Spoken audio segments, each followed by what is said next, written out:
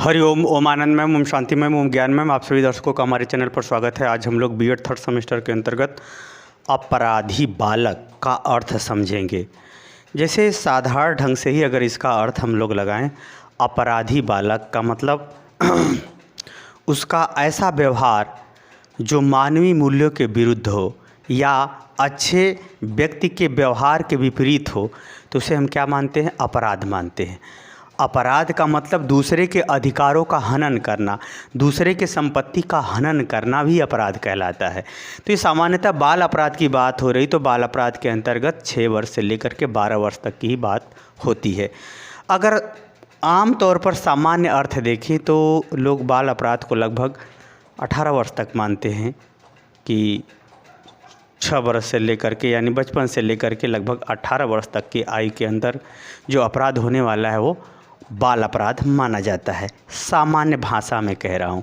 यदि हम सिर्फ शब्द पर ध्यान दें तो बाल अपराध का अर्थ होता है 6 वर्ष से लेकर के 12 वर्ष की अवस्था के अंतर्गत बालक द्वारा किया गया ऐसा व्यवहार जो सामाजिक मूल्यों के या देश के नियम कानून के या अच्छे व्यक्तित्व के या सुसंगठित सभ्य व्यवहार के विपरीत हो या उन नियमों को भंग करता हो, उसे हम क्या कहते हैं? बाल अपराध। ऐसा अपराध करने वाले को क्या कहते हैं? बाल अपराध। देखिए, अगर सामान्य भाषा में देखा जाए तो समाज के जो मूल्य हैं, आदर्श है, नियम कानून है, व्यवहार है, रीति रिवाज, परंपरा है या कानून जो हमारे संविधान का नियम है, जो हमारा सुरक्षा, न्यायालय व्यवस्था है, विधायिका है, इन सब गतिविधियों यानी जो उसमें नियम बने गए, उनके नियमों को तोड़ना या उनके विरुद्ध व्यवहार करना क्या कहलाता है? बाल अपराध कहलाता है।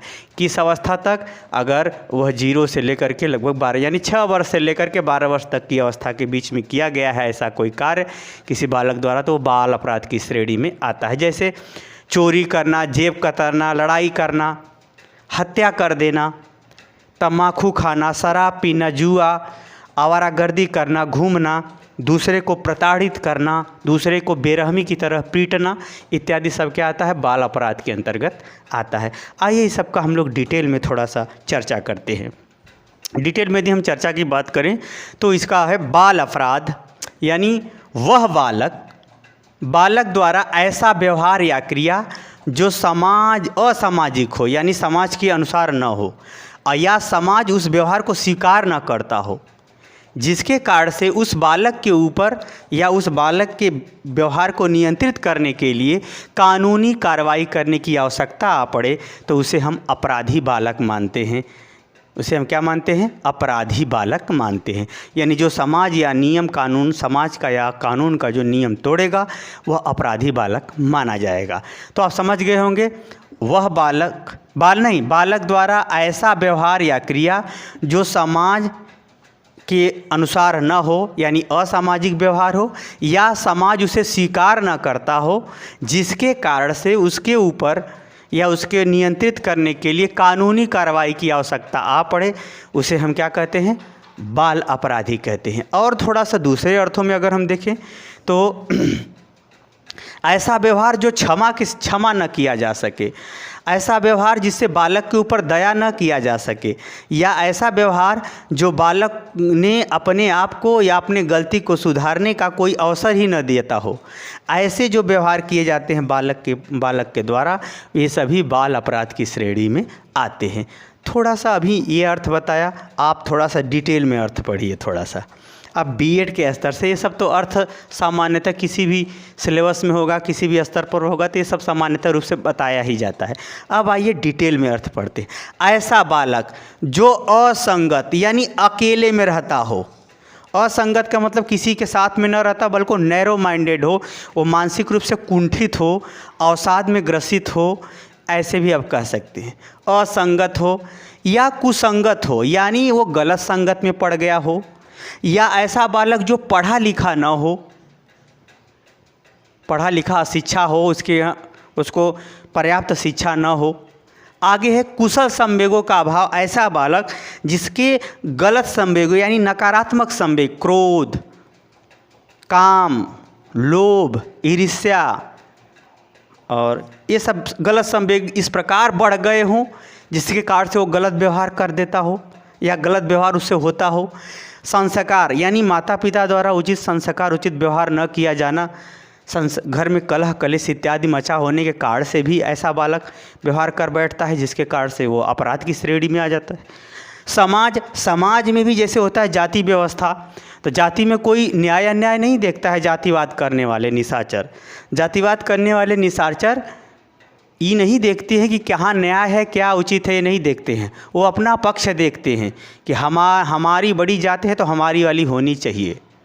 तो ये जो सामाजिक व्यवस्था है इसके कारण से भी वो कुछ ऐसा व्यवहार कर देता है जो अमानवीय होता है।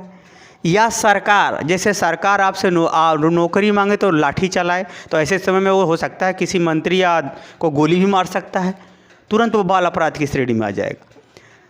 सरकार के द्वारा कुछ ऐसा नियम या कानून ला दिया गया हो जिसके कारण से वह गलत व्यवहार अमानवीय व्यवहार कर बैठता हो। या प्राकृतिक आपदा में, यानी प्राकृतिक आपदा जैसे आंधी आ गया, तूफान, आंधी तो नहीं, भूकंप आ गया हो, अकाल पड़ गया हो, सूखा पड़ गया हो, बाढ़ आ गई हो, खाए के लिए तरस रहा हो, तो उसमें छीना झपटी करके दूसरों के मार के खा जाएगा, दूसरे का भोजन भी खा जाए। आपदा हो या विपत्ति हो, बहुत ज़्यादा उसके घर पे विपत्ति हो, लोग मर गए हों या लोग जहाँ तहाँ बीमार पड़े हों या लोग भूखमरी के कगार पर हों, ऐसी अवस्था में यानी असंगत, कुसंगत, अशिक्षा, कुशल संवेगों का अभाव होना, संस्कार में कमी होना, समाज द्वारा निर्मम व्यवहार, सरकार का अनैतिक व्यवहार, आपदा विपत्ति इत्यादि में बालक द्वारा यदि अमानवीय व्यवहार किया जाता है या देश काल वातावरण के अनुसार उपयुक्त व्यवहार नहीं होता है, उससे गलत व्यवहार हो जाता है, तो उसे हम बाल अपराध की श्रेणी में लाते हैं या ऐसे बालक को बाल अपराधी बालक कहा जाता है। देखिए, अभी तक तो संक्षेप में अर्थ देखें, आप यहाँ इसका डिटेल में व्यापक में अर्थ बताया गया है कि कई परिस्थितियाँ हो सकती हैं जिसके कारण से बालक ऐसा व्यवहार कर बैठता है जो मानव मूल्यों के विरुद्ध हो, एक व्यवस्थित मनुष्य के आचरण के बिल्कुल विरुद्ध हो, या उस समाज के नियम को भंग करता हो, या उस समाज की व्यवस्था के अंतर्गत कानून को तोड़ता हो, तो उसे हम क्या कहते हैं, बाल अपराधी बालक कहते हैं। तो ये सब परिस्थितियों मैंने आपको बताया कि वो असंगत, कुसंगत, अशिक्षा, कुशल संवेगों का अभाव, संस्कार, समाज, सरकार, आपदा विपत्ति इत्यादि में अमानवीय व्यवहार हो जाना या अमानवीय व्यवहार करने के लिए उत्प्रेरित होकर के व्यवहार कर देना ही अपराधी बालक कहलाता है।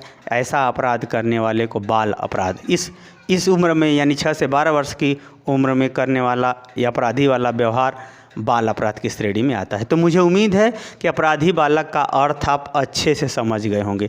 जब इस वाले नीचे वाले अर्थ को आप डिटेल में लिखेंगे, समझाएंगे, तो काफ़ी नंबर उठेंगे, क्योंकि स्तर के हिसाब से जवाब देना, शब्दों का चयन करना, वाक्यों का निर्माण करना, उसे व्यवस्थित क्रम ढंग से प्रस्तुत करना ही आपकी काबिलियत, आपकी महानता, आपके ऊंचे स्तर का प्रमाण है। मुझे उम्मीद है कि आप अर्थ समझ गए होंगे। समझ गए तो कमेंट बॉक्स में ज़रूर बताइए। साथ ही मेरे चैनल को लाइक शेयर सब्सक्राइब भी कीजिए। हरिओम।